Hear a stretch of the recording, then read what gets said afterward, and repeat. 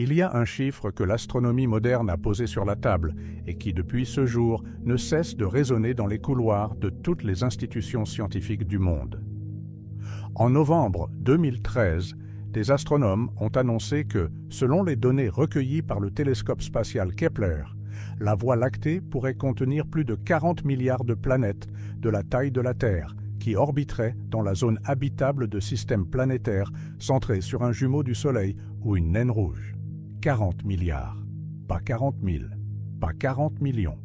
40 milliards de mondes qui satisfont, au moins sur le papier, à la condition la plus fondamentale que nous connaissons pour l'émergence de la vie, la bonne distance d'une étoile pour que l'eau puisse exister à l'état liquide, en surface. Prenez un instant pour laisser ce nombre vous traverser. Si vous comptiez un de ces mondes par seconde, sans jamais vous arrêter, sans dormir, sans manger, il vous faudrait plus de 1200 ans pour arriver au bout. Vous commenceriez aujourd'hui, et vos descendants, des dizaines de générations après vous, entendraient encore le compte se poursuivre. Et tout cela en ne parcourant qu'une seule galaxie, la nôtre. Pourtant, nous n'avons, à ce jour, aucune preuve confirmée de vie ailleurs que sur Terre. Pas une seule. Ni un signal radio inexpliqué d'origine biologique, ni une molécule hors de tout doute produite par un métabolisme vivant, ni une image, ni une trace, ni un écho. Ce silence absolu face à cette abondance de mondes potentiels constitue l'une des questions les plus profondes que la science ait jamais posées. Et cette question, nous allons la traverser ce soir dans toute son étendue, en suivant le fil de ce que nous savons vraiment, de ce que nous supposons raisonnablement et de ce que nous ignorons encore. Commençons par là où tout a commencé. Par une époque pas si lointaine où la question même de savoir s'il existait des planètes autour d'autres étoiles n'avait pas de réponse. Pendant des siècles, les philosophes et les astronomes ont spéculé. Giordano Bruno, au XVIe siècle, défendait l'idée que les étoiles étaient d'autres soleils entourés de leur propre monde. Cette conviction lui coûta la vie, brûlée sur le bûcher en l'an 1600. Mais la preuve, elle, se faisait encore attendre. Il faut attendre octobre 1995 pour que tout bascule. Cette année-là, les astronomes Michel Mayor et Didier Queloz, de l'Observatoire de Genève, annoncent la découverte de la première exoplanète confirmée en orbite autour d'une étoile semblable au Soleil, 51 Pégasi b. La planète est un géant gazeux, plus massif que Jupiter, qui achève son orbite en un peu moins de 4 jours terrestres, collé à son étoile d'une manière que les modèles de l'époque jugeaient impossible. Ce résultat est tellement inattendu que, selon les récits documentés de la communauté, nombre d'astronomes refusent d'y croire dans un premier temps. Mayor et Queloz vérifieront leurs mesures pendant des mois avant de publier. Ce travail leur vaudra, 24 ans plus tard, le prix Nobel de physique en 2019. Ce premier monde découvert n'était pas habitable. Loin de là, mais il prouvait quelque chose d'essentiel. Les planètes ne sont pas une anomalie du système solaire. Elles sont là, partout, autour d'autres étoiles. La chasse pouvait véritablement commencer. Comme l'a expliqué Magali Deleuil, spécialiste du sujet au CNRS, la découverte de 51 Pégasi b a constitué une mini-révolution car elle a apporté la preuve, d'une part, que les exoplanètes existent et qu'elles sont très différentes des planètes de notre système solaire. Cette différence, loin d'être décourageante, ouvrait en réalité un territoire immense. Si des planètes aussi inattendues existaient, toutes les configurations devenaient envisageables, y compris celles qui ressemblaient davantage à notre monde. Les années qui suivent sont marquées par une accumulation progressive de découvertes, chacune affinant notre compréhension de la distribution des planètes dans la galaxie. Mais le vrai changement d'échelle arrive en 2009 avec le lancement du télescope spatial Kepler par la NASA. Lancé en 2009, ce télescope spatial a révolutionné le domaine de l'exoplanétologie en quelques années seulement. À l'achèvement de sa mission en octobre 2018, cet observatoire de la NASA avait détecté 2662 planètes confirmées, soit plus de la moitié des exoplanètes découvertes à cette date. La méthode de Kepler repose sur un principe d'une élégante simplicité. Elle permet de repérer les planètes lorsqu'elles passent devant leur étoile. C'est la baisse de luminosité de celle-ci qui les trahit. Imaginez une mouche traversant devant un phare dans la nuit. De loin, vous ne verrez pas la mouche, mais vous percevrez un imperceptible affaiblissement de la lumière. C'est précisément ce que Kepler mesurait, avec une précision extraordinaire, sur des dizaines de milliers d'étoiles simultanément. La chasse fut très bonne pour Kepler au cours de sa première campagne d'investigation, entre 2009 et 2013, où plus de 150 000 étoiles furent surveillées à travers une fenêtre du ciel boréal en direction de la Lyre et du Cygne. Une fenêtre minuscule du ciel, une fraction infime de notre galaxie. Et pourtant, dans cet échantillon restreint, Kepler trouva des planètes par centaines, puis par milliers. Les statistiques qui en découlèrent allaient transformer pour toujours notre vision du cosmos. Dans notre Voie lactée, environ 1 étoile sur 5 ayant la taille de notre Soleil, sa couleur et son âge, compte des planètes ayant la taille approximative de la Terre, et se trouve dans une zone habitable où l'eau peut être liquide, selon de complexes calculs établis à partir de 4 années d'observation menées à l'aide du télescope Kepler de la NASA. 1 étoile sur 5. Voilà un chiffre que les astronomes n'auraient pas osé avancer une décennie plus tôt. Pour mettre ce portrait en perspective, il existe plus de planètes de la taille de la Terre que de citoyens vivant sur notre planète. Comme l'a illustré Geoff Marcy, co-auteur de l'étude et chasseur de planètes de longue date à l'Université de Californie à Berkeley. Cela représente, pour la seule Voie lactée, des milliards de lancers de dés biologiques. L'expression est belle parce qu'elle est honnête. Un lancer de dés. Pas une certitude, pas une promesse, une probabilité. Et c'est là que réside toute la richesse intellectuelle du sujet que nous explorons ce soir. Car entre une planète qui se trouve à la bonne distance de son étoile et une planète qui abrite réellement la vie, il y a un abîme que nous commençons à peine à mesurer. La zone habitable, ce couloir orbital dans lequel l'eau peut exister sous forme liquide, est une condition nécessaire selon notre compréhension actuelle de la biochimie. Mais elle est loin d'être suffisante. La Terre elle-même, à ses débuts, était un monde hostile, bombardé de météorites, dépourvu d'oxygène libre, balayé par des rayonnements intenses. Il a fallu des milliards d'années et des conditions très particulières pour que la vie y émerge, se complexifie et finisse par produire des êtres capables de se poser la question de leur propre origine. Alors comment réconcilier 40 milliards de mondes potentiellement habitables avec le silence absolu qui nous entoure? C'est le cœur de ce que nous allons explorer. Mais avant d'arriver au silence, il faut d'abord comprendre l'abondance. Il faut comprendre ce que signifient vraiment ces 40 milliards de mondes, d'où vient ce chiffre, comment il a été obtenu et pourquoi la science lui accorde une crédibilité croissante.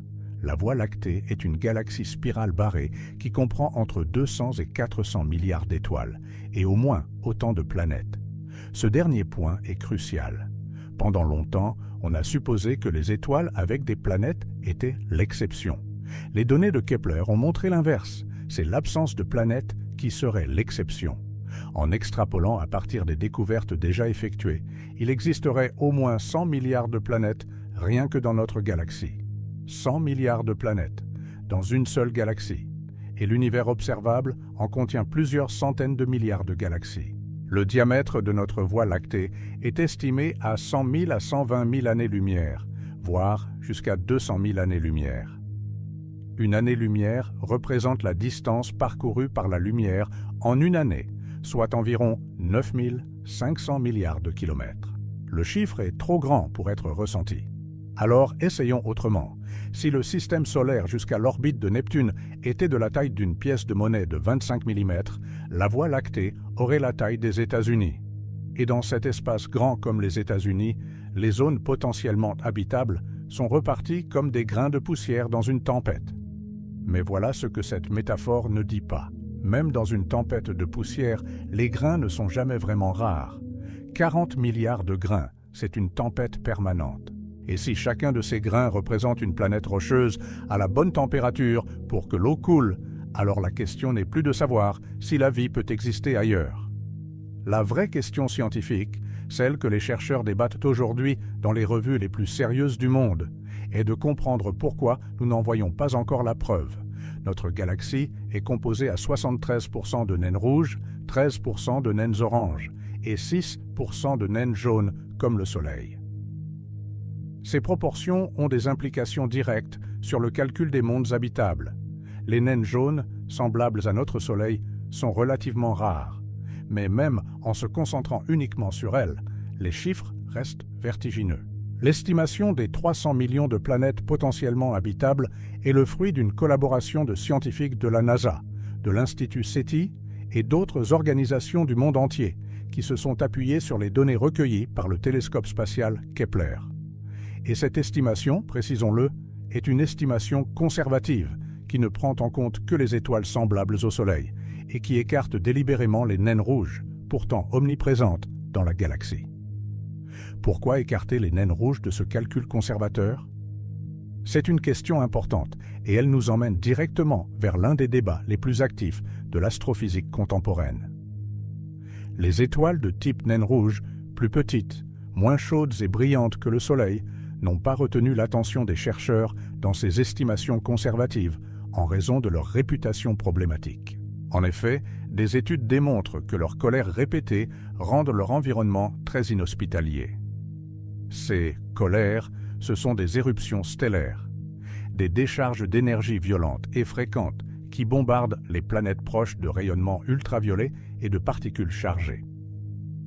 Des observations du satellite Kepler en mode K2 ont montré que l'étoile trappiste a produit des éruptions fréquentes 42 en 80 jours, y compris des éruptions grandes et complexes qui pourraient altérer les atmosphères planétaires proches de façon irréversible et significative. Et pourtant, les naines rouges sont les étoiles les plus communes de la galaxie. Si l'on incluait les planètes en zone habitable autour de ces étoiles, le chiffre de 40 milliards deviendrait encore plus grand. Certaines estimations publiées dans des revues scientifiques dépassent les 500 millions, rien qu'en prenant une approche plus large. Les estimations actuelles suggèrent qu'il y a au moins 500 millions de planètes dans les zones habitables dans la Voie lactée. 500 millions, 300 millions, 40 milliards. Les chiffres varient selon les méthodes et les hypothèses. Mais dans tous les cas, la conclusion fondamentale ne change pas. Les mondes potentiellement habitables ne sont pas rares. Ils sont, au sens propre du terme, courants. À la fin des années 2010, plus de 4000 exoplanètes ont été découvertes et environ 3000 astronomes en recherchaient, contre 8 au début des années 1990. En 2019, on découvrait en moyenne une exoplanète par jour. Une par jour. Le rythme auquel nous cartographions l'univers habitable s'est transformé en quelques décennies d'une lente exploration en une moisson continue. En novembre 2024, 7350 exoplanètes ont été identifiées, dont plus de 5700 confirmées par la NASA. Chaque monde confirmé est une donnée supplémentaire pour raffiner nos modèles statistiques. Chaque monde confirmé renforce la certitude que l'univers est un endroit très peuplé, au moins en termes de planètes rocheuses. Ce soir, nous allons parcourir ensemble tout le chemin qui mène de ce chiffre vertigineux vers les questions les plus profondes que la science n'a pas encore résolues. Nous allons visiter les mondes les plus prometteurs que nous ayons identifiés. Nous allons comprendre ce que la vie sur Terre nous apprend sur les conditions minimales nécessaires à son existence. Nous allons affronter honnêtement le paradoxe qui surgit quand on met en regard l'abondance des mondes habitables et le silence de l'univers. Et nous allons regarder en face les réponses que la science propose aujourd'hui, celles qu'elle est en train de chercher et celles qu'elle admet ne pas encore avoir. Car la vraie puissance de ce sujet n'est pas dans les chiffres astronomiques, aussi spectaculaires soient-ils. Elle est dans ce que ces chiffres nous disent sur nous-mêmes, sur notre place dans un univers qui, selon toute probabilité, n'est pas vide. La force du paradoxe que nous allons explorer ne tient pas à une spéculation, mais à sa cohérence interne. Il repose sur des données connues, des lois physiques stables et une supposition raisonnable. La vie n'est probablement pas unique à la Terre. Pourtant, aucune preuve de vie extraterrestre avancée ne se manifeste à nous. Ce paradoxe a un nom. Il porte le prénom d'un homme qui l'a formulé lors d'un déjeuner ordinaire dans un laboratoire de physique nucléaire en 1950. Et son nom, vous le connaissez peut-être déjà. Mais ce que vous ne connaissez peut-être pas encore, c'est à quel point les réponses que la science tente d'y apporter aujourd'hui sont plus riches, plus nuancées et finalement plus fascinantes que toutes les réponses simples qu'on a voulu lui donner. Pour l'instant, retenez ceci. 40 milliards de mondes potentiellement habitables, dans une seule galaxie, parmi plusieurs centaines de milliards de galaxies. Et nous n'avons encore rien vu. La question n'est pas de savoir si la vie peut exister ailleurs. La question est de comprendre pourquoi nous ne l'avons pas encore trouvée. Et la réponse à cette question, quelle qu'elle soit, changera à jamais la façon dont l'humanité se comprend elle-même. Parfait. J'ai maintenant suffisamment de données vérifiées et récentes pour rédiger les 4 parties restantes avec rigueur et précision. Je commence immédiatement. Tijim, il existe, à 40 années-lumière de la Terre, un système stellaire qui, depuis sa découverte en 2017, est devenu le terrain de jeu le plus étudié de toute l'exoplanétologie. Son nom est TRAPPIST-1, une étoile naine rouge située à 40 années-lumière de la Terre. Ce qui rend ce système si particulier, ce n'est pas l'étoile elle-même, qui est petite, froide et peu lumineuse. C'est ce qui tourne autour d'elle. Ce système détient le record du plus grand nombre de planètes rocheuses de taille terrestre, connues en orbite autour d'une seule étoile. 7 au total. 7 planètes. Toutes rocheuses. Toutes comparables à la Terre en masse et en dimension. Et parmi elles, au moins 3 se trouvent dans la zone habitable de l'étoile, où la température à la surface permettrait la présence d'eau liquide. Quand l'annonce fut faite, le monde scientifique retint son souffle. Non pas parce que ces planètes étaient confirmées comme habitées, mais parce qu'elles réunissaient, sur le papier, un nombre de conditions favorables comme on n'en avait jamais vu ailleurs en dehors de notre propre système solaire. TRAPPIST-1 a suscité un intérêt scientifique intense, et ces planètes sont les plus étudiées en dehors du système solaire. Elles sont les exoplanètes les plus faciles à étudier, dans la zone habitable d'une étoile, en raison de leur proximité relative, de la petite taille de leur étoile hôte, et du fait que, vues depuis la Terre, elles passent fréquemment devant leur étoile. Cette configuration est un cadeau pour les astronomes. Chaque fois qu'une de ces 7 planètes passe devant TRAPPIST-1, elle filtre une infime partie de la lumière de l'étoile.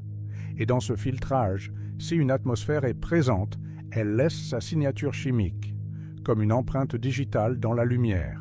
Lorsque la lumière d'une étoile traverse l'atmosphère de l'une de ces planètes, elle s'imprègne d'une empreinte unique, celle des atomes et des molécules qui composent cette atmosphère. C'est précisément là que le télescope spatial James Webb entre en scène. Lancé le 25 décembre 2021, ce télescope spatial se distingue par son miroir de 6,5 mètres de diamètre, le plus grand envoyé dans l'espace. Il scrute le ciel depuis une orbite autour du point de Lagrange L2, à 1 500 000 km de la Terre, et implique la NASA, l'Agence spatiale européenne et l'Agence spatiale canadienne. Le télescope James Webb a commencé à étudier les planètes de TRAPPIST-1 en 2023. Les résultats qui en ont découlé ont constitué une leçon d'humilité scientifique d'une valeur inestimable. La première planète à passer sous le regard du James Webb fut TRAPPIST-1b, la plus proche de son étoile. Les premières mesures semblaient indiquer qu'elle n'avait pas d'atmosphère. Puis une nouvelle campagne d'observation à une longueur d'onde différente a remis ce verdict en question. Une étude menée par une équipe du CEA, Paris-Saclay, en mesurant le flux de TRAPPIST 1B à une seconde bande d'absorption, a mesuré une température nettement plus basse que celle prévue par le scénario initial. Ce résultat invalide le scénario précédent, obligeant les chercheurs à explorer d'autres modèles de surface et d'atmosphère.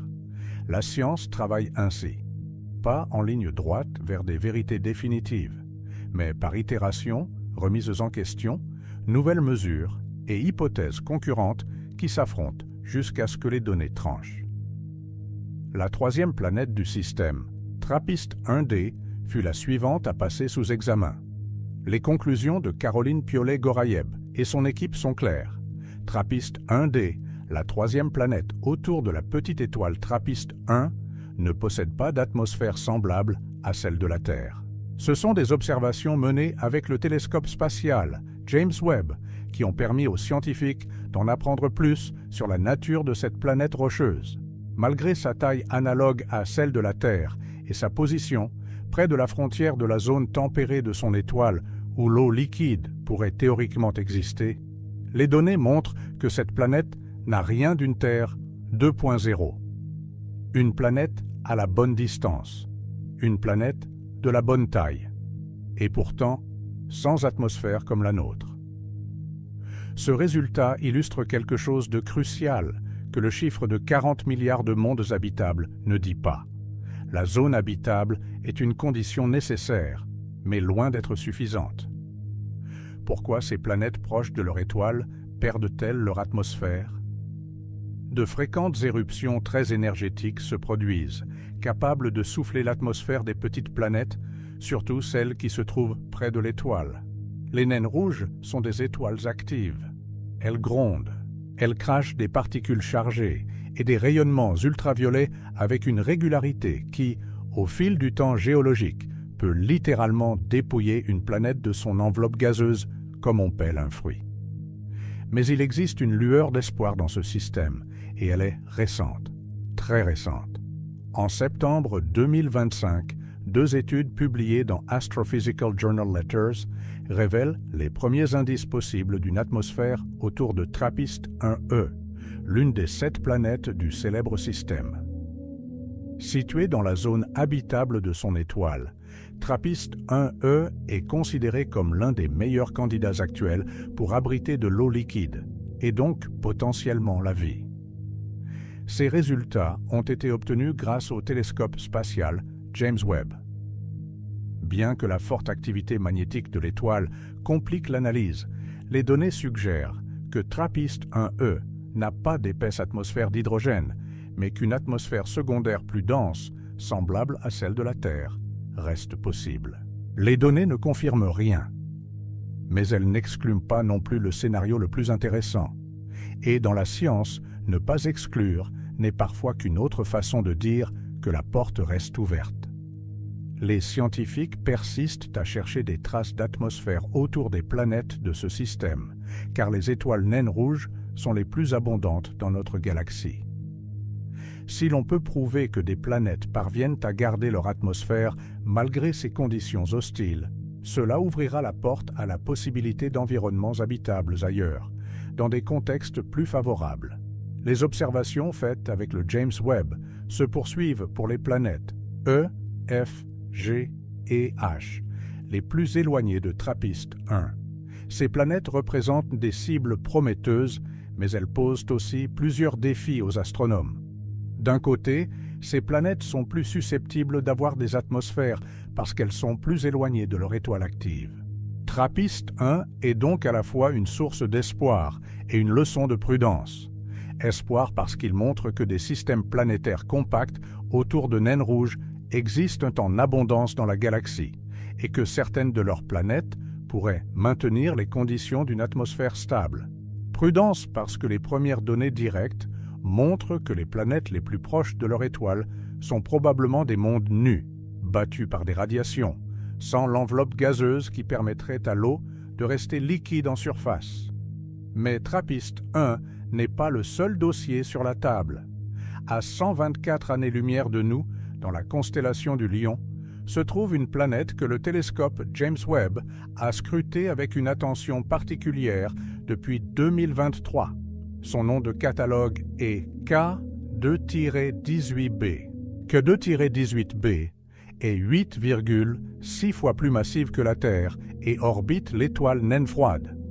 K2-18 dans la zone habitable à 110 années-lumière de la Terre, dans la constellation du Lion.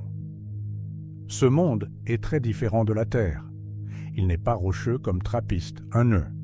Il appartient à une catégorie de planètes que nous n'avons pas dans notre système solaire, les sous-Neptunes, plus grandes que la Terre, mais plus petites qu'Uranus ou Neptune. K2-18b a été étudié comme un monde potentiellement habitable, qui, en dehors de la question de la température, ressemble davantage à une géante de glace comme Uranus ou Neptune qu'à la Terre. C'est le prototype des planètes dites icéennes, qui auraient de l'eau abondante sous une enveloppe riche en hydrogène. La notion de planète icéen est une hypothèse scientifique active, non confirmée, qui suggère l'existence d'une classe de monde couvert d'océans liquides sous une atmosphère dominée par l'hydrogène. Si cette configuration existe réellement, elle pourrait, selon certains chercheurs, être favorable à certaines formes de vie microbienne. En 2023, le télescope James Webb a pointé ses instruments vers K2-18b et a obtenu un résultat qui a retenu l'attention du monde entier. Pour la première fois, des astronomes de Cambridge ont découvert du méthane et du dioxyde de carbone dans l'atmosphère d'une exoplanète, dans la zone habitable. En utilisant les instruments à haute résolution du James Webb, cette investigation a définitivement identifié du méthane et du dioxyde de carbone dans une atmosphère riche en hydrogène sur K2-18b. Ce fut une découverte considérable. C'était la première fois que des molécules à base de carbone étaient trouvées dans l'atmosphère d'une exoplanète dans la zone habitable d'une étoile. Mais il y avait plus. Dans les données de James Webb, les chercheurs de l'équipe de Niku Madhusoodan de l'Université de Cambridge ont repéré un signal plus faible, un indice qui, s'il se confirmait, serait d'une importance extraordinaire. Après plusieurs analyses, les chercheurs ont estimé que ce signal pourrait être causé par une molécule appelée sulfure de diméthyle, le DMS. Sur Terre, le DMS n'est produit que par la vie, principalement par des micro-organismes marins comme le phytoplancton, suggérant la possibilité d'une activité biologique sur K2-18b. Bien que ces signes de DMS soient provisoires et nécessitent une validation supplémentaire, les chercheurs affirment que K2-18b et d'autres planètes icéennes pourraient être notre meilleure chance de trouver la vie en dehors de notre système solaire. En avril 2025, l'équipe de Madhusoodan publiait de nouveaux résultats obtenus cette fois avec l'instrument MIRI du James Webb, opérant dans une gamme de longueurs d'onde complètement différente de la première campagne d'observation. Les astronomes ont détecté les empreintes chimiques du sulfure de diméthyle et du disulfure de diméthyle dans l'atmosphère de K2-18b qui orbite dans la zone habitable de son étoile. Sur Terre, ces molécules ne sont produites que par la vie, principalement par des micro-organismes marins. Bien qu'un processus chimique inconnu puisse être la source de ces molécules dans l'atmosphère de K2-18b, ces résultats constituent la preuve la plus solide à ce jour que la vie pourrait exister sur une planète en dehors de notre système solaire. Les observations ont atteint le niveau de signification statistique dite de 3 sigma, ce qui signifie qu'il y a seulement 0,3% de probabilité que ce résultat soit dû au hasard. 3 sigma. En astrophysique, c'est le seuil à partir duquel on parle d'une détection intéressante qui mérite d'être examinée sérieusement. C'est aussi le seuil en deçà duquel personne ne crie victoire. 5 sigma, c'est la norme pour une découverte confirmée. K2-18b est encore loin de ce seuil. Et la communauté scientifique l'a dit clairement. Selon certains analystes indépendants qui ont réexaminé les données, celles-ci sont compatibles avec une ligne plate et davantage d'observations sont nécessaires pour savoir ce que l'on peut dire de manière fiable sur l'atmosphère de cette planète. Si nous voulons affirmer avoir trouvé des biosignatures, nous devons en être extrêmement certains. Les affirmations de découverte de vie extraterrestre ont une longue histoire d'être controversées ou réfutées. Trouver de la vie en dehors de la Terre est difficile, et aucune telle affirmation n'avait été largement acceptée par la communauté scientifique en 2025. Ce n'est pas un échec. C'est la science qui fonctionne normalement. Comme l'a exprimé Madhusudan lui-même, nous avons une chance incroyable d'être dans une position où nous pouvons avoir ces conversations. Nous sommes entrés dans une nouvelle ère, dans la recherche de vie, au-delà de la Terre, où il est possible de détecter et de débattre de biosignatures potentielles. Le futur observatoire des mondes habitables, prévu pour les années 2040, sera le premier télescope spatial optimisé pour rechercher des biosignatures sur des planètes de la taille de la Terre dans les zones habitables, en imageant directement les exoplanètes et en capturant des spectres à plus haute résolution. Cet observatoire aidera à résoudre des questions comme celle qui entoure K218b avec une clarté bien supérieure. Nous sommes à l'aube d'une révolution observationnelle. Les outils commencent tout juste à être assez puissants pour poser la question. Pas encore pour y répondre avec certitude. Mais pour la poser, ce qui n'était pas possible il y a encore 10 ans. Ce que TRAPPIST 1 et K218b nous apprennent ensemble, c'est que la question de l'habitabilité est infiniment plus complexe qu'un simple calcul de distance. L'atmosphère, la géologie, l'activité de l'étoile, la présence ou l'absence d'un champ magnétique protecteur, l'histoire thermique de la planète, tous ces paramètres jouent un rôle, et nous commençons seulement à avoir les moyens de les mesurer. La vie sur Terre elle-même nous donne de bonnes raisons de ne pas désespérer. Depuis plusieurs décennies, les biologistes et les géologues ont découvert que la vie terrestre est beaucoup plus robuste et créative qu'on ne le croyait. Elle colonise des environnements que nous aurions jugés mortels.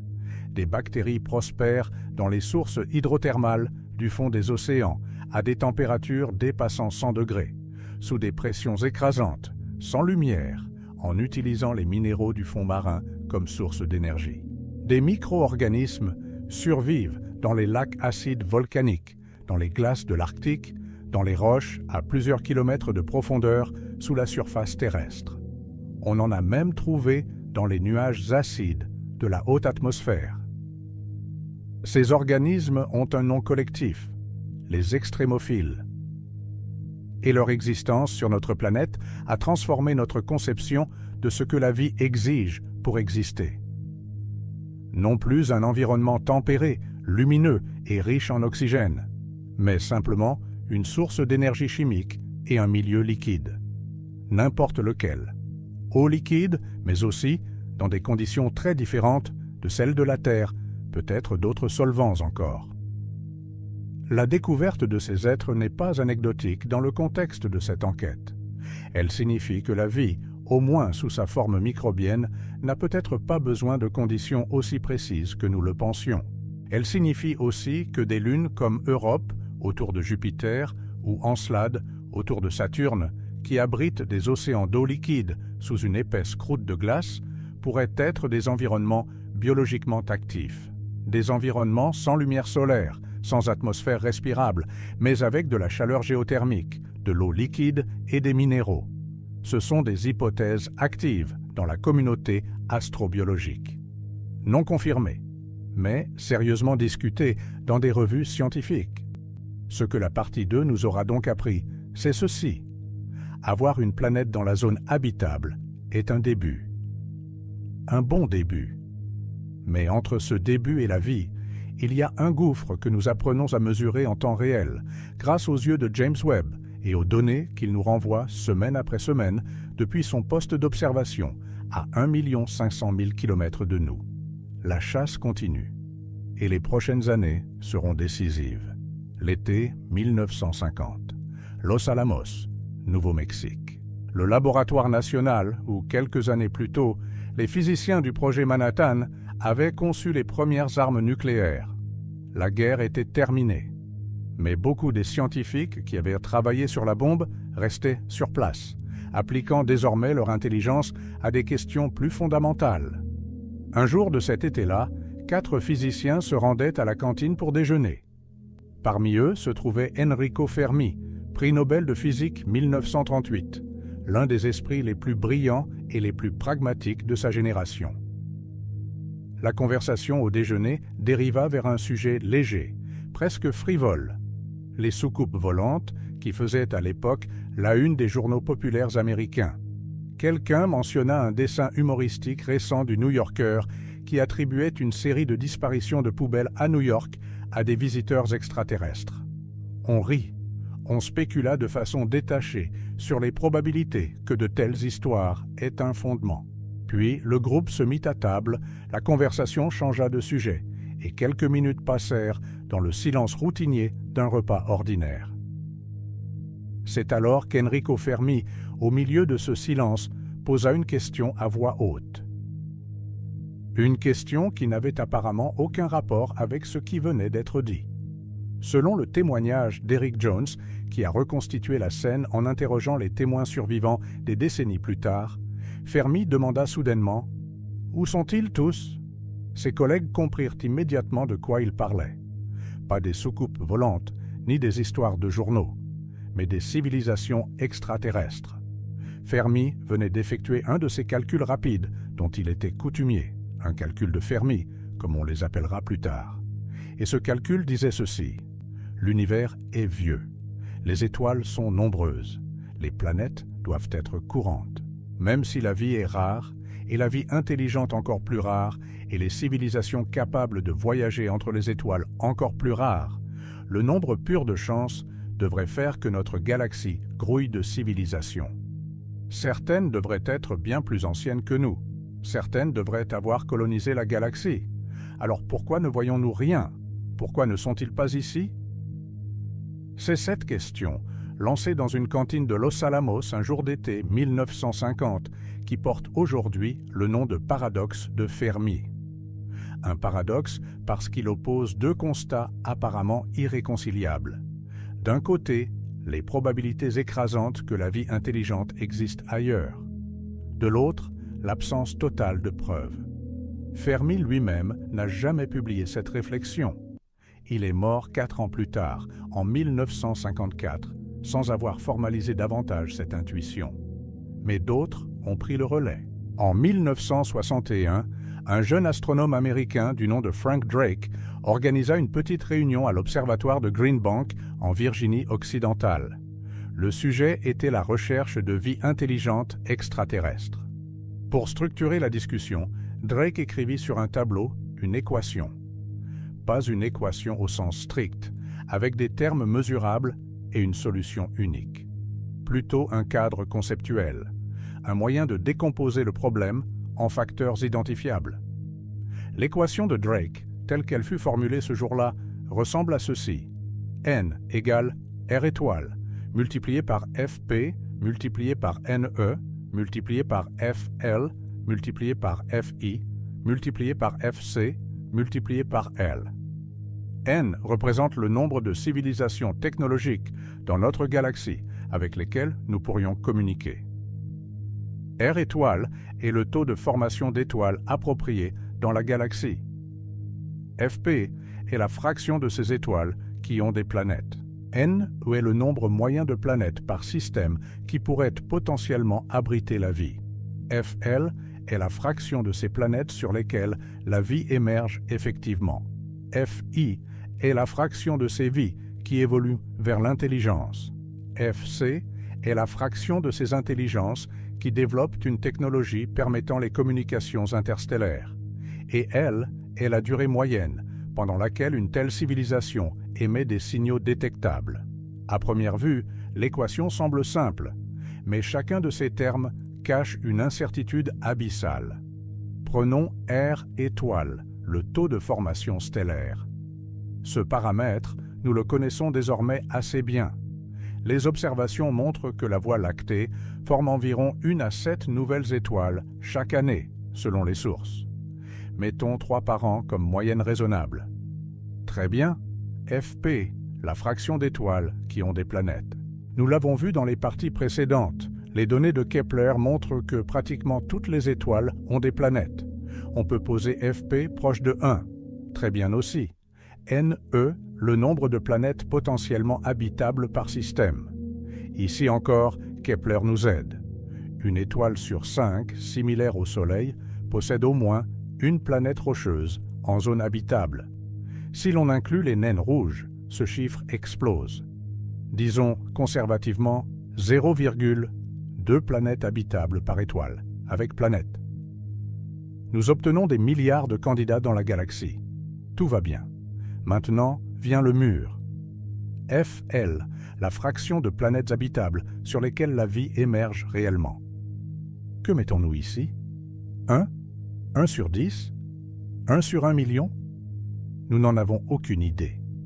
Nous avons un seul exemple, la Terre. Et sur Terre, la vie semble être apparue très tôt, peut-être dès que les conditions le permettaient, il y a plus de 3,8 milliards d'années. Cela suggère-t-il que la vie émerge facilement dès que les conditions chimiques de base sont réunies? Ou avons-nous eu une chance extraordinaire? Impossible à dire avec un seul cas. Fi, la fraction de ces vies qui évoluent vers l'intelligence. Encore plus opaque. Sur Terre, la vie a existé pendant des milliards d'années sous forme microbienne avant que les organismes multicellulaires n'apparaissent. Et ces organismes ont mis encore des centaines de millions d'années à produire quelque chose qu'on pourrait appeler de l'intelligence au sens où nous l'entendons. Est-ce inévitable ou extraordinairement rare? Nous ne le savons pas. FC, la fraction des intelligences qui développent une technologie communicante. Sur Terre, une seule espèce parmi des millions a développé la radio et les télescopes. Est-ce un parcours obligé de toute intelligence ou une contingence historique unique? Et enfin, L, la durée pendant laquelle une civilisation technologique émet des signaux détectables. L'humanité émet des ondes radio dans l'espace depuis environ un siècle. Combien de temps allons-nous continuer? 1000 ans? 1 million d'années? Ou allons-nous nous autodétruire dans les prochaines décennies, réduisant L à une valeur dérisoire? Si L est court, disons 100 ans, alors même si des milliers de civilisations sont nées dans la galaxie, très peu existeraient en même temps que nous. Comme des ampoules qui clignotent brièvement dans la nuit avant de s'éteindre, elles ne se verraient jamais. L'équation de Drake n'a jamais été conçue pour donner une réponse chiffrée. Elle a été conçue pour structurer l'ignorance, pour identifier ce que nous savons, ce que nous pouvons estimer et ce qui reste totalement ouvert. Et ce qu'elle montre, c'est que les 3 premiers termes jouent en faveur de l'abondance. Les 4 derniers, nous n'en savons strictement rien. Drake lui-même, lors de cette première réunion en 1961, avait estimé N, le nombre de civilisations détectables, entre 1000 et 100 millions dans notre galaxie. Un intervalle tellement large qu'il devient presque inutile. Mais cet intervalle reflète honnêtement l'état de nos connaissances. Nous ne savons pas. Le paradoxe de Fermi repose entièrement sur cette incertitude. Si nous mettons des valeurs optimistes dans l'équation, nous obtenons des milliers de civilisations.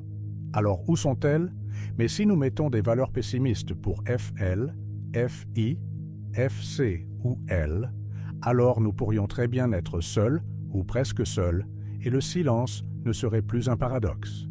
Il serait une conséquence statistique attendue. Depuis les années 1960, des dizaines de réponses ont été proposées au paradoxe de Fermi. Certaines sont sérieuses, étayées par des modèles mathématiques et publiées dans des revues à comité de lecture. D'autres relèvent de la spéculation philosophique. D'autres encore sont franchement fantaisistes. Nous allons nous concentrer sur celles qui ont une base scientifique. La première famille de réponses dit « Ils existent, mais nous ne les avons pas encore détectés ». Cette hypothèse repose sur plusieurs arguments. Le premier est l'échelle temporelle. Nous cherchons activement des signaux extraterrestres depuis seulement environ 60 ans. Le projet SETI, Search for Extraterrestrial Intelligence, a débuté en 1960 avec le projet OSMA, mené par Frank Drake lui-même. Depuis, malgré quelques signaux intrigants jamais confirmés, le silence radio persiste. Le signal « Wow » détecté le 15 août 1977 par le radiotélescope Big Ear de l'Université d'État de l'Ohio reste à ce jour le signal le plus célèbre capté dans le cadre de SETI. Il dura 72 secondes, correspondait parfaitement à ce qu'on attendrait d'un signal intelligent, et ne s'est jamais reproduit.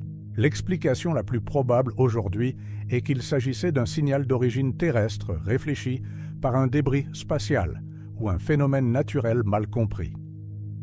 Mais nous ne le savons pas avec certitude. 60 ans de recherche, c'est un clin d'œil à l'échelle galactique. C'est comme plonger un verre dans l'océan et conclure qu'il n'y a pas de poisson parce qu'on n'en a pas attrapé. Le deuxième argument est spatial. Les signaux radio se propagent à la vitesse de la lumière. Si une civilisation se trouve à 1000 années-lumière, son signal met 1000 ans à nous parvenir, et nous ne les voyons que s'ils émettent dans notre direction, au bon moment, à une fréquence que nous écoutons, avec une puissance suffisante pour être détectés après avoir traversé l'espace interstellaire. Les probabilités d'alignement sont faibles. Le troisième argument est technologique. Peut-être que les civilisations avancées n'utilisent plus la radio. Peut-être utilisent-elles des communications laser hautement directionnelles, des canaux quantiques ou des technologies que nous ne pouvons même pas imaginer. Chercher des signaux radio serait alors comme allumer un feu de camp pour attirer l'attention d'une civilisation qui communique par fibre optique. La deuxième famille de réponses dit « La vie est beaucoup plus rare que nous le pensons ». C'est l'hypothèse de la Terre rare, formalisée par le paléontologue Peter Ward et l'astronome Donald Brownlee dans leur livre de l'an 2000. Selon cette hypothèse, la vie microbienne pourrait être courante, mais la vie complexe, multicellulaire, intelligente, nécessite une convergence de facteurs si improbables que nous pourrions être les seuls dans la galaxie, voire dans l'univers observable. Quels facteurs? Une étoile stable de la bonne masse, une planète rocheuse à la bonne distance, une lune massive qui stabilise l'axe de rotation de la planète, évitant des variations climatiques catastrophiques, une géante gazeuse dans le système extérieur qui dévie les astéroïdes dangereux, une activité tectonique qui recycle les minéraux et régule le climat sur le long terme, un champ magnétique protecteur contre les radiations cosmiques, une atmosphère qui se maintient sans s'échapper ni devenir toxique, et tout cela pendant des milliards d'années, sans interruption catastrophique. La Terre coche toutes ces cases. Mais combien de planètes le font aussi? Selon Ward et Brownlee, très peu, peut-être aucune autre dans un rayon de milliers d'années-lumière. Cette hypothèse reste débattue. Certains estiment qu'elle surestime le caractère unique de la Terre. D'autres considèrent qu'elle est prudente et réaliste. La troisième famille de réponses est la plus sombre. Elle dit « Les civilisations technologiques s'autodétruisent avant de pouvoir coloniser la galaxie ». C'est l'hypothèse du grand filtre, proposée par l'économiste Robin Hanson en 1996. Selon cette idée, il existe une ou plusieurs étapes dans l'évolution d'une civilisation qui sont si difficiles à franchir que presque toutes échouent. Ce filtre pourrait se situer dans notre passé.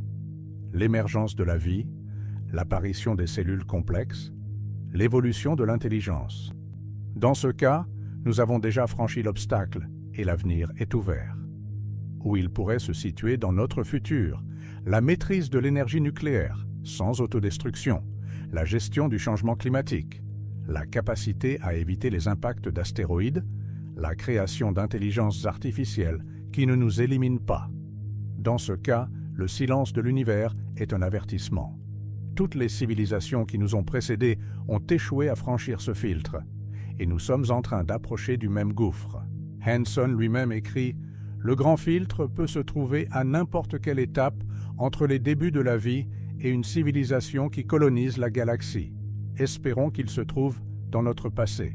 Si les 40 milliards de mondes habitables de notre galaxie sont silencieux, non pas parce que la vie n'y est jamais apparue, mais parce qu'elle s'y est éteinte avant de pouvoir se faire entendre, alors l'humanité est peut-être en train de regarder dans un miroir cosmique qui reflète son propre futur. Cette hypothèse est spéculative, mais elle s'appuie sur des observations réelles. Nous savons que notre propre civilisation a frôlé l'extinction nucléaire plusieurs fois pendant la guerre froide. Nous savons que le changement climatique anthropique progresse plus vite que prévu. Nous savons que les technologies deviennent exponentiellement plus puissantes et que leur potentiel destructeur croît avec elles. Il n'est pas déraisonnable de penser que le développement technologique comporte des dangers intrinsèques. Une quatrième réponse dit « Ils sont là, mais ils ne veulent pas nous parler ». C'est l'hypothèse du zoo, proposée dès 1973 par l'astronome John A. Ball. Selon cette idée, les civilisations avancées nous observent peut-être comme nous observons des animaux dans une réserve naturelle, sans intervenir pour ne pas perturber notre développement naturel. Ou peut-être applique-t-elle une sorte de principe de non-contact, une directive première comme dans les récits de science-fiction, qui interdit d'interférer avec des civilisations moins avancées. C'est une idée séduisante sur le plan narratif, mais elle ne peut être ni testée ni réfutée. Elle appartient davantage à la philosophie qu'à la science. Nous la mentionnons ici par honnêteté intellectuelle, mais elle n'apporte aucune prédiction vérifiable. Une cinquième réponse dit simplement « les distances sont trop grandes ». Même si des milliers de civilisations existent dans la galaxie, même si certaines sont très avancées, les distances entre les étoiles rendent le voyage interstellaire et même la communication interstellaire extraordinairement difficile. L'étoile la plus proche du Soleil, Proxima Centauri, est à 4,2 années-lumière. Avec la technologie actuelle, un vaisseau spatial mettrait des dizaines de milliers d'années pour l'atteindre. Même un message radio met 4 ans et 3 mois pour faire l'aller simple. Une conversation prendrait près d'une décennie par échange. À l'échelle de la galaxie, les délais deviennent absurdes. Un signal venant d'une civilisation à 10 000 années-lumière aurait été émis à l'époque où l'humanité inventait l'agriculture. La réponse n'arriverait que dans 10 000 ans supplémentaires. Peut-être que l'univers n'est pas silencieux. Peut-être qu'il est simplement vaste. Toutes ces hypothèses coexistent. Aucune n'est prouvée. Aucune n'est réfutée. Le paradoxe de Fermi reste ouvert, et c'est précisément pour cela qu'il continue de fasciner. Parce qu'il touche à des questions qui dépassent la science pour entrer dans le domaine de la philosophie, de l'identité et du sens. Qui sommes-nous? Sommes-nous seuls? Sommes-nous les premiers? Sommes-nous les derniers? Sommes-nous en danger? La seule réponse honnête que la science peut donner aujourd'hui est « Nous ne savons pas encore, mais nous cherchons ». Pour comprendre pleinement pourquoi le silence cosmique est si troublant face à l'abondance des mondes habitables, il faut comprendre quelque chose de fondamental sur le temps. L'univers est vieux, très vieux. L'âge actuel de l'univers est estimé à 13 800 millions d'années. Notre Soleil, lui, n'a que 4 600 millions d'années. Cela signifie que l'univers existait déjà depuis plus de 9 milliards d'années avant la naissance de notre système solaire. 9 milliards d'années. C'est presque le double de l'âge du Soleil. Pendant tout ce temps, des étoiles naissaient, vivaient, mouraient. Des systèmes planétaires se formaient. Et certaines de ces étoiles étaient similaires au Soleil. Certaines avaient des planètes dans leur zone habitable. Si la vie peut émerger ailleurs comme elle a émergé ici, alors elle a eu 9 milliards d'années d'avance sur nous. Des civilisations auraient pu naître, évoluer, atteindre un niveau technologique équivalent au nôtre et continuer à progresser pendant des millions, voire des milliards d'années. Essayons de visualiser ce que cela signifie. L'humanité moderne, Homo sapiens, existe depuis environ 300 000 ans. La civilisation, au sens d'agriculture et de ville, existe depuis environ 12 000 ans. La révolution industrielle a environ 250 ans. L'ère spatiale a 67 ans. L'ère numérique, une cinquantaine d'années. En quelques siècles, nous sommes passés de la chandelle au télescope James Webb. Maintenant, imaginez une civilisation qui aurait eu 1 million d'années d'avance technologique sur nous. Pas 9 milliards. Juste 1 million. 1000 fois l'histoire écrite de l'humanité. Que serait-il capable de faire? Nous ne pouvons même pas le concevoir. Et pourtant, 1 million d'années n'est qu'un clin d'œil à l'échelle galactique. Si une seule civilisation dans la Voie lactée avait atteint un stade technologique avancé il y a seulement quelques millions d'années, et si cette civilisation avait décidé de se répandre dans la galaxie, elle aurait eu le temps de coloniser chaque système stellaire habitable. La Voie lactée mesure environ 100 000 années-lumière de diamètre. Même en voyageant à 1/10 de la vitesse de la lumière, ce qui est technologiquement concevable selon les physiciens, une civilisation pourrait théoriquement traverser la galaxie en 1 million d'années.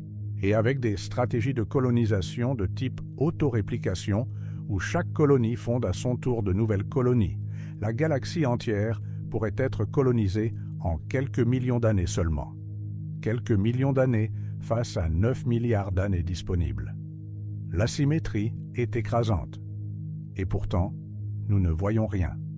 Aucune mégastructure. Aucune trace de terraformation planétaire à grande échelle. Aucun signal, aucune sonde, aucune visite. Ce silence devient encore plus étrange quand on considère l'échelle des technologies qu'une civilisation avancée pourrait déployer.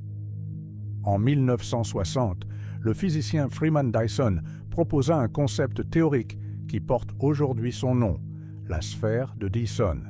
L'idée est simple, une civilisation en expansion constante a besoin d'énergie, beaucoup d'énergie.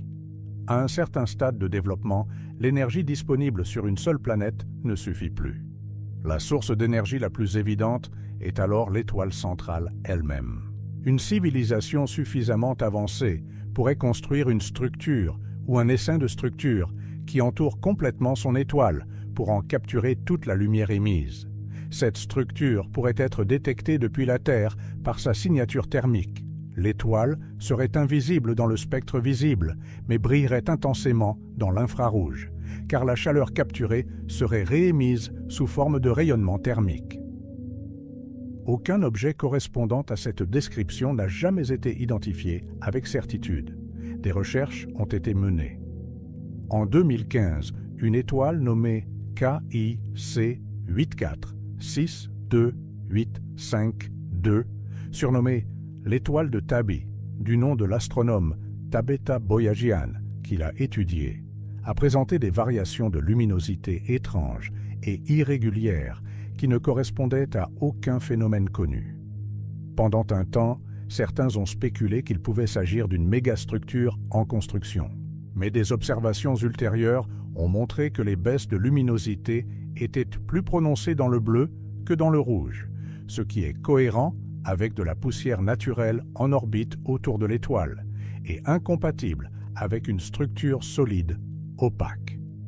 L'explication la plus probable aujourd'hui est un nuage de comètes ou de débris cométaires. La science a cherché. Elle n'a rien trouvé. Un autre type de signature qu'une civilisation avancée pourrait laisser est chimique. Si une civilisation industrielle existe depuis des millions d'années, son atmosphère planétaire pourrait contenir des traces de pollution industrielle détectables depuis l'espace. Des molécules artificielles, comme les chlorofluorocarbures que nous avons produits au XXe siècle, n'existent pas naturellement. Leur présence dans l'atmosphère d'une exoplanète serait un technosignature, un indice d'activité technologique.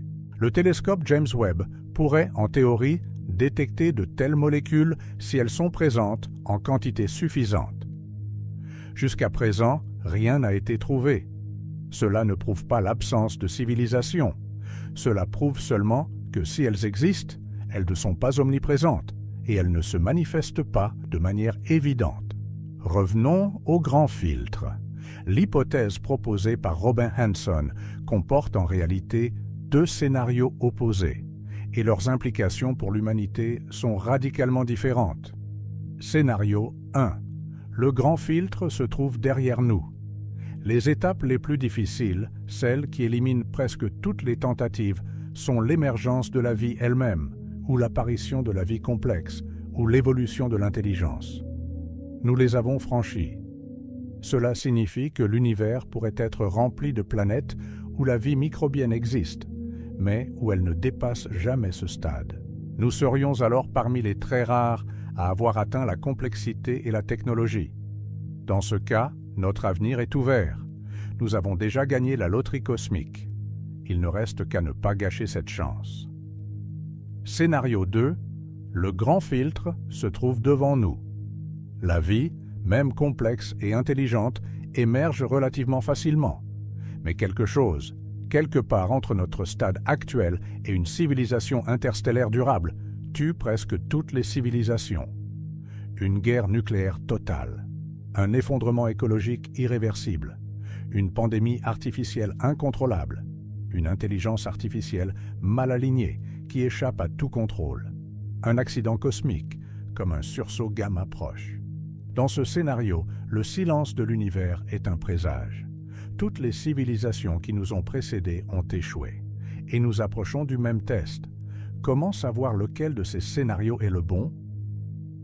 Il existe un test indirect.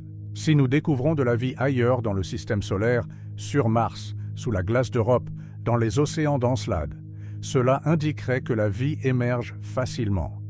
Ce serait une très mauvaise nouvelle pour l'hypothèse du grand filtre derrière nous. Cela déplacerait le filtre vers l'avenir. Comme l'a exprimé Hansen dans un texte célèbre, trouver de la vie sur Mars serait l'une des pires nouvelles que l'humanité pourrait recevoir. Pourquoi? Parce que si la vie émerge facilement, et pourtant l'univers est silencieux, alors le problème n'est pas l'émergence de la vie.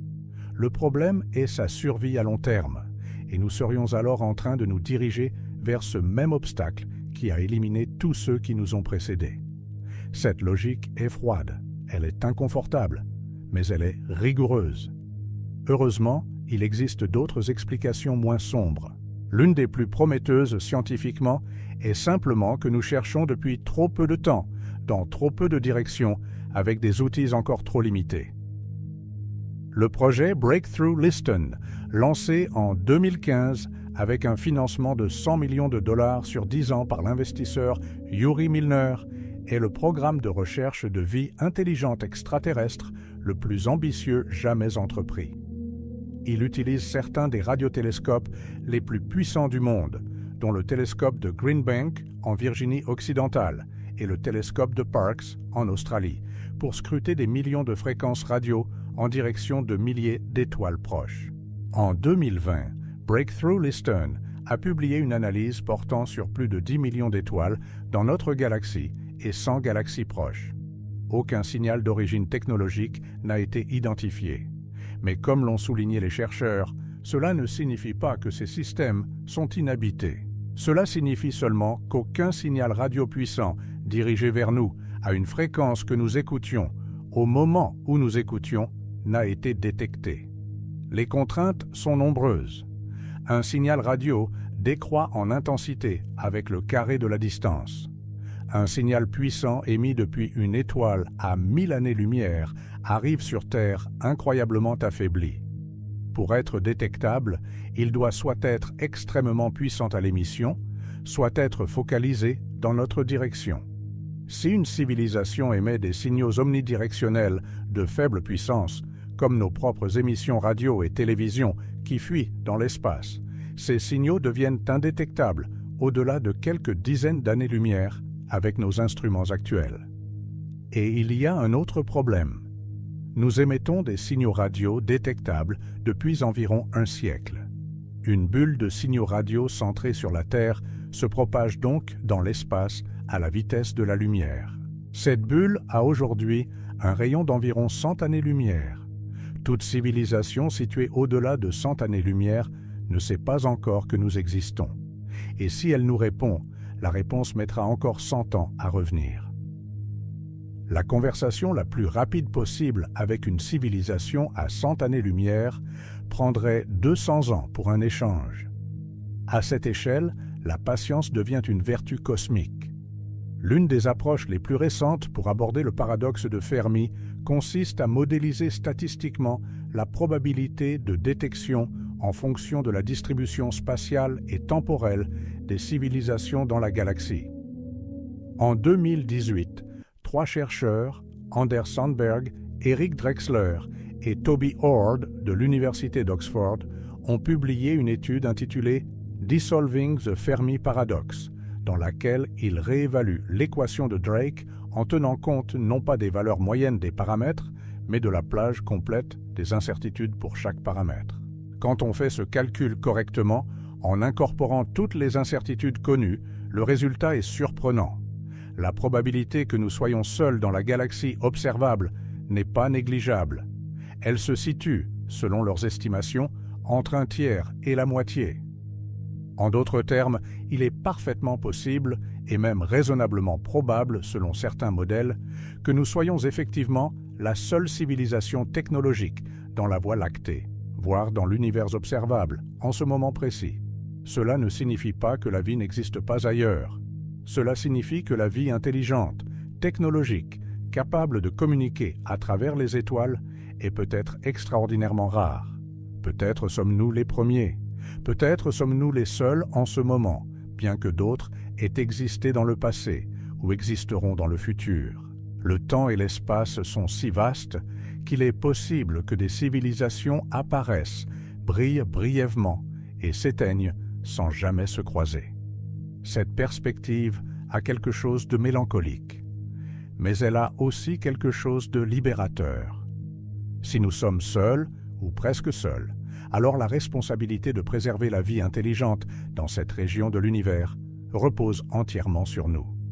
Nous ne sommes pas une petite voix parmi des milliards. Nous sommes peut-être l'une des rares voix qui se soit jamais élevée dans ce silence.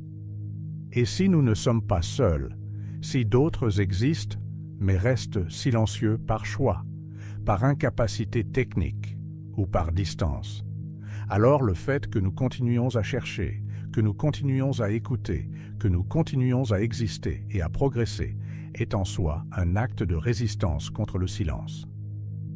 Nous avons exploré les chiffres, nous avons visité les mondes, nous avons regardé en face le paradoxe. Il reste maintenant une dernière question à poser.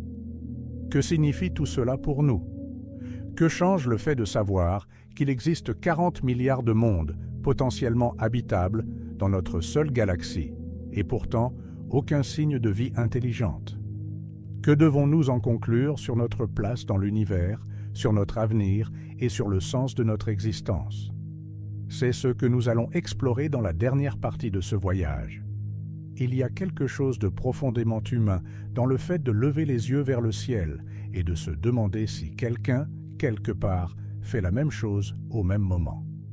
Cette question a traversé toutes les civilisations, toutes les cultures, toutes les époques. Elle précède la science moderne de plusieurs millénaires. Ce qui a changé, ce n'est pas la question. C'est la précision avec laquelle nous pouvons maintenant la poser. Nous savons que les étoiles sont des soleils. Nous savons que ces soleils ont des planètes.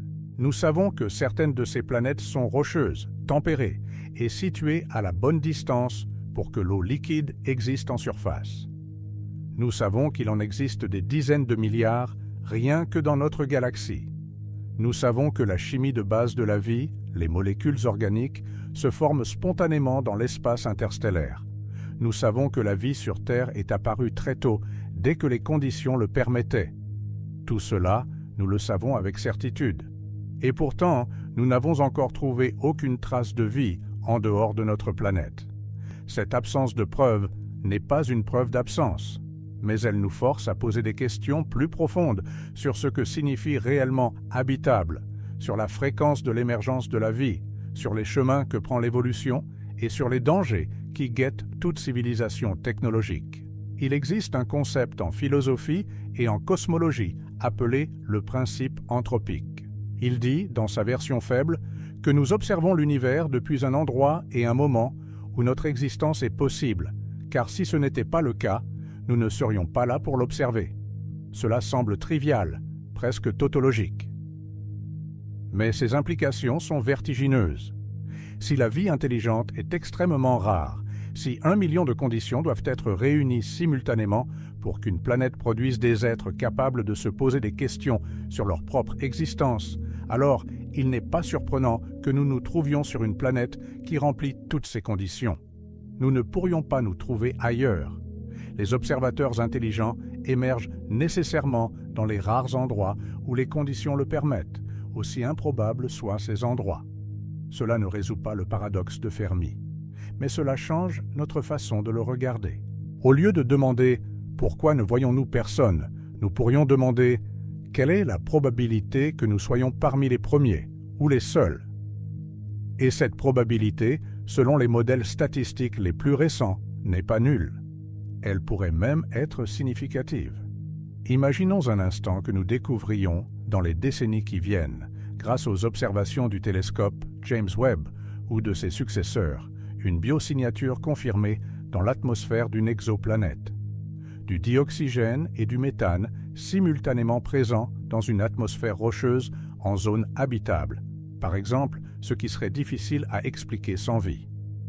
Ou une détection incontestable de molécules organiques complexes. Ou, rêve ultime, un signal radio structuré et répétitif provenant d'un système stellaire proche. Si cela arrivait, ce serait la découverte la plus importante de l'histoire de l'humanité. Plus importante que la révolution copernicienne qui a déplacé la Terre du centre du système solaire.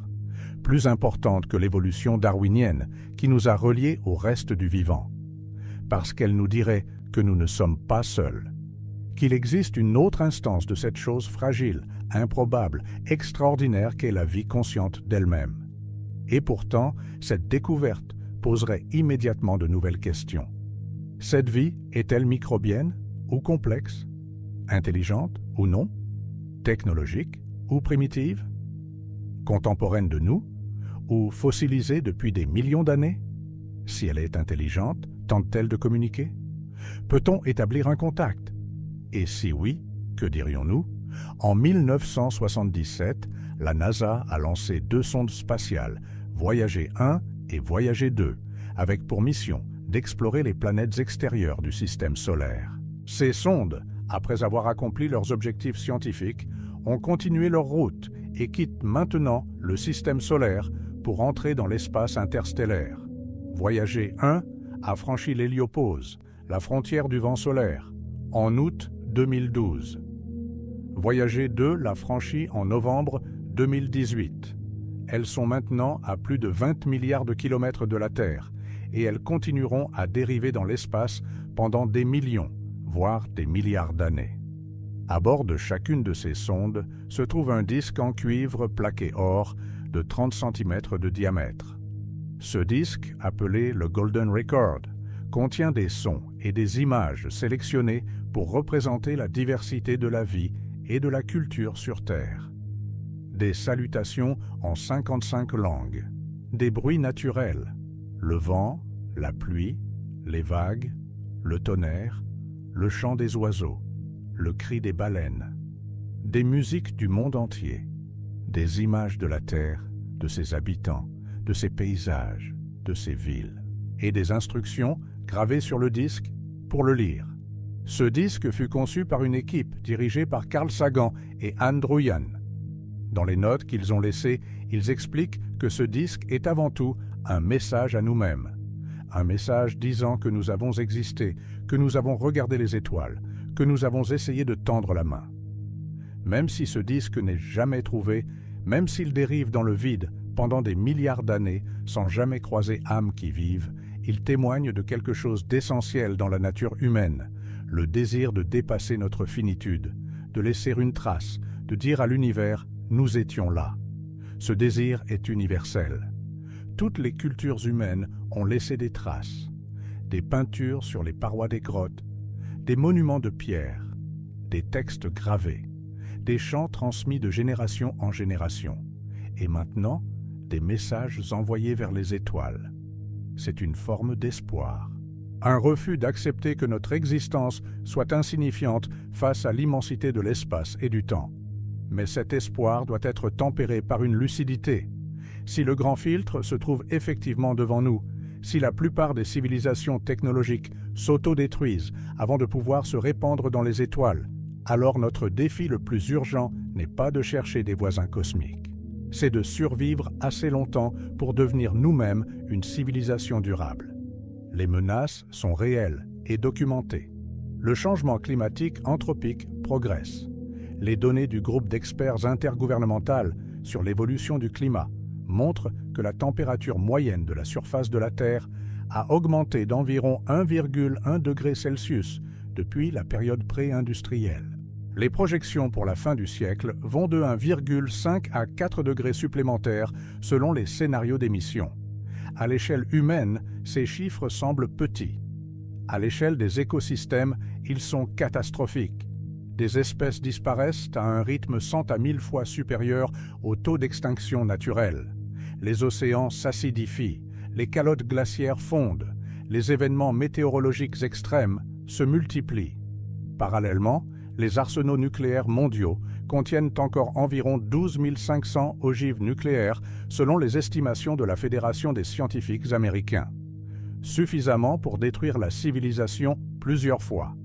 La guerre nucléaire n'est pas une menace théorique. Elle a failli se produire plusieurs fois pendant la guerre froide, souvent par accident ou par malentendu.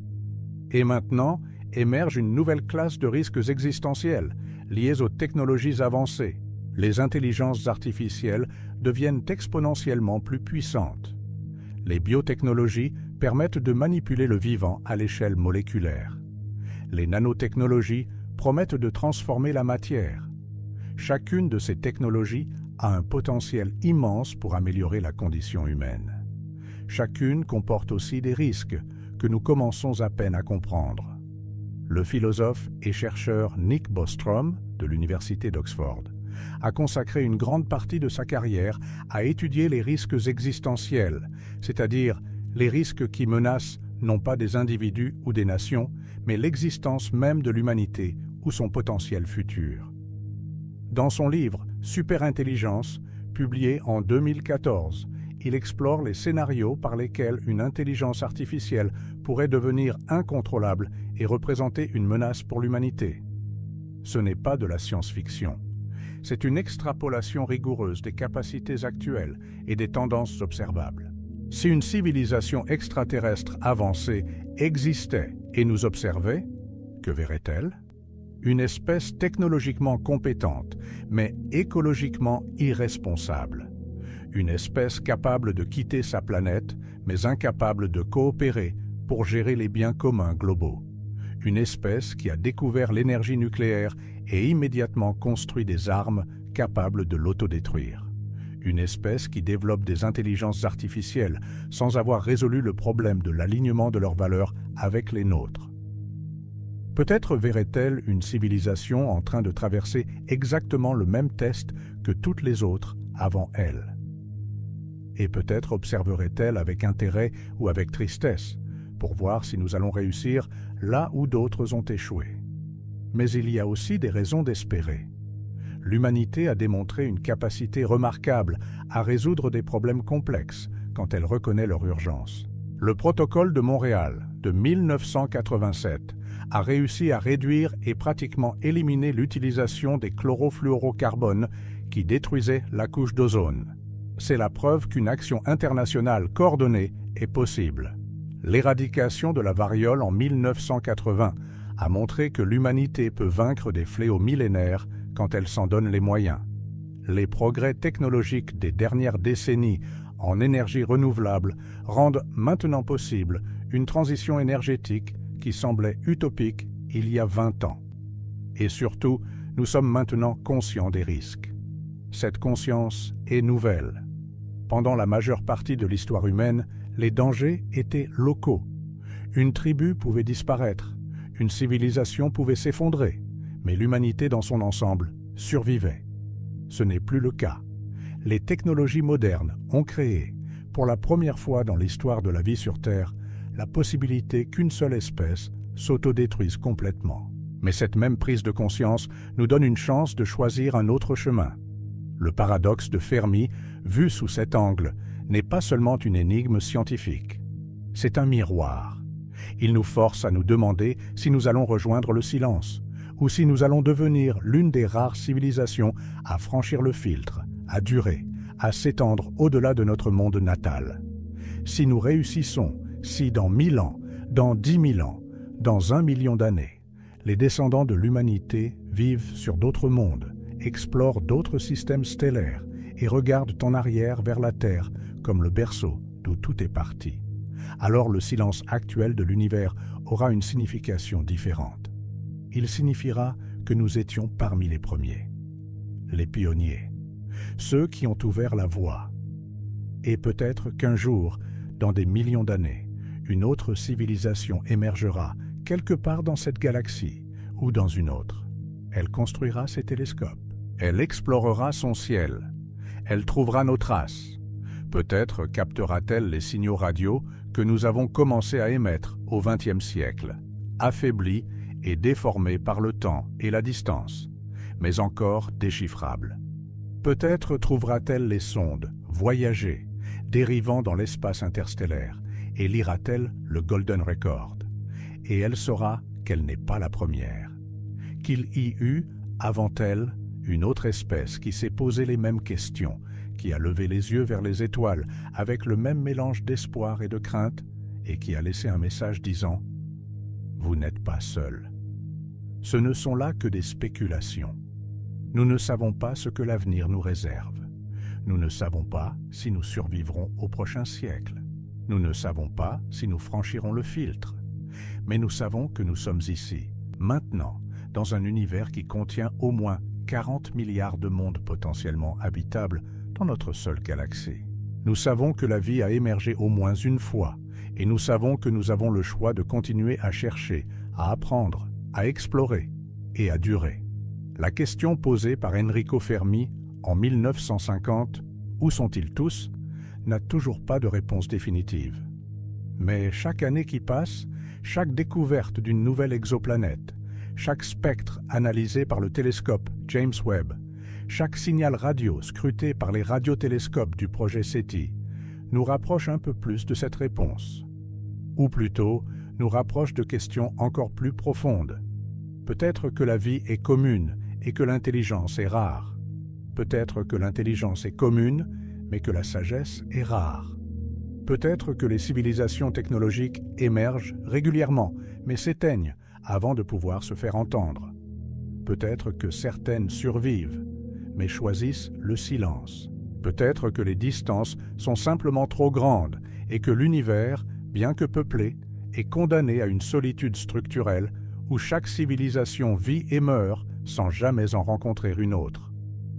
Ou peut-être, et c'est l'hypothèse la plus troublante et la plus émouvante à la fois, peut-être que nous sommes effectivement les premiers à regarder vers les étoiles avec des instruments capables de mesurer leur distance, les premiers à envoyer des messages dans l'espoir d'une réponse, les premiers à nous demander si nous sommes seuls.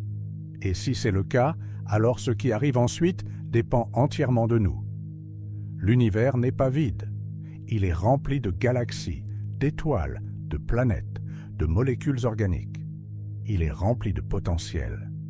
40 milliards de mondes habitables dans une seule galaxie. Des centaines de milliards de galaxies dans l'univers observable. Le nombre de lancers de dés, comme l'a dit Geoff Marcy, est vertigineux. Et pourtant, pour l'instant, nous sommes seuls, ou du moins, nous semblons l'être. Ce silence est étrange, il est troublant, mais il est aussi, d'une certaine façon, précieux, parce qu'il nous rappelle que la vie, surtout la vie consciente, est peut-être la chose la plus rare, la plus fragile et la plus précieuse de tout l'univers connu. Chaque fois que vous levez les yeux vers un ciel étoilé, rappelez-vous ceci. Certaines de ces étoiles ont des planètes. Certaines de ces planètes sont tempérées, rocheuses et baignées de lumière. Certaines, peut-être, abritent la vie. Et peut-être que sur l'une d'elles, en ce moment même, un être regarde vers notre étoile et se demande s'il est seul. Nous ne pouvons pas encore répondre à cette question, mais nous pouvons continuer à chercher. Et en attendant, nous pouvons prendre soin de ce monde fragile qui est le seul, pour l'instant, où nous savons avec certitude que la vie existe. Parce que si nous échouons ici, si nous rejoignons le silence, alors 40 milliards de mondes habitables n'auront servi à rien. Mais si nous réussissons, si nous durons, si nous apprenons à vivre en harmonie avec notre planète et entre nous, alors peut-être qu'un jour, dans un avenir lointain, nous serons ceux qui briseront le silence. Nous serons ceux qui répondront à la question de Fermi, et la réponse sera « Nous sommes ici ».